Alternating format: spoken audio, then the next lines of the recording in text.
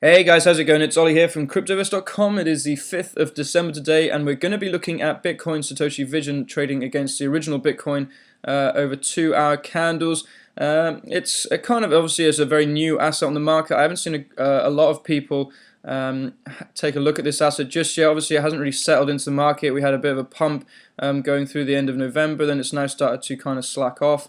But I thought, I've looked at a lot of other coins recently and I haven't checked this one out, so I thought I'd have a look. So we're looking at over 2-hour candles as a short-term analysis. We're not going to be looking at any grand targets going forward in the next couple of weeks. Anything can happen with this, obviously. We're still waiting to see what sort of support it has and what news comes out for it. At the moment, not a great deal has happened. I mean, CoinGeek, so Calvin Ayres, a massive Bitcoin mining operation, has been acquired by Squire Mining, so I think it was for $45 million.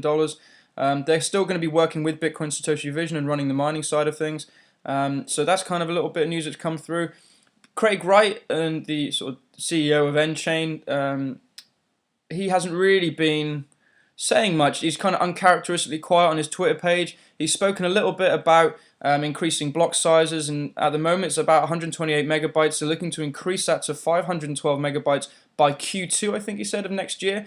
And at some point looking to increase it all the way up to a terabyte. So, and this is all in a bid to increase scalability. He's also apparently looking to teach us about simplified payment verification systems and how to build those. And those are basically it's just a lightweight method of verifying transactions on a block without having to download the entire block first. So it's just a scalability method, just a way of sort of scanning and verifying a blockchain much more efficiently. So those are the things he's sort of spoken about in the last couple of days. Looking at the asset, it's kind of started to travel sideways after its sort of brief pump after the hashing war kind of all ceased. You can see we're actually now traveling between a range with an upper resistance at around 0.0248 BTC, and there's sort of very strong support that's been established, particularly in the last couple of days, around this 0.0220 BTC level. So just to give you a bit of an idea, this is the kind of range we're talking about.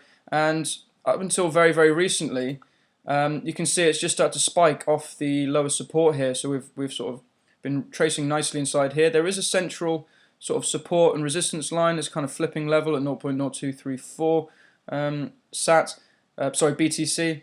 But obviously, so this is kind of like almost like a Bollinger Band. You have the upper range, lower range, and this kind of middle line. And if it passes above this middle line, then it's looking pretty bullish, and potentially we could look to retest the resistance in the short term. Alternatively, if we come off this, then it's looking like we will find ourselves back along this sort of base support for now, and potentially break bearish. So as you can see, we've got a very recent surge of bullish momentum. On the 2-hour RSI, you can see it's clocking this. We're nearly oversold. So we're all the way down at 33%, so we're only a few percent short of that oversold region, but as you can see, a strong surge of bullish momentum has carried that back into the channel. We're now heading towards the middle of the channel. On the Chaikin Money Flow Indicator, you can see that there's been an increase in bullish buying pressure, and that's pushing the indicator line now back towards the 0 line. So, a positive sign. We're still waiting for the MACD indicator to show a bullish convergence between the 12 and 26 MA. We still have bearish candles on the histogram along the signal line here. So for now, we haven't got a bullish confirmation on this particular indicator, but there's all the early signs there that we may have the start of a bullish run here. If we look at a few other things, so if we look at the Ishimoku and Parabolic SAR, let's have a look at those two. So yeah, interestingly, you can see the Parabolic SAR, we had a load of indicator dots above the price action, which is a bearish sign, but then we've got this new dot appearing beneath. So this is the start, effectively, of a bull run. So this is actually a very promising sign. If dots continue to form underneath this, we'll see these sort of things happen, where these are usually a good signal of a bull run. So this is a fairly promising sign. And as you can see, if we get rid of this, you can see on the Ishimoku as well, it's a bit of a conflicting sign. We've actually fallen through the support in Kumo, which is a bearish reversal signal, but obviously the support line is helping bulls hold off that decline and actually launch an offensive. So if we do break through the central line, which lines up nicely with the support in Kumo, then it will be, we'll be back on target for a bull run. So this sort of central line will be a very key moment to look at, and if we do break that today or potentially going into tomorrow, before the weekend at least, then it will be a fairly positive sign in the short term.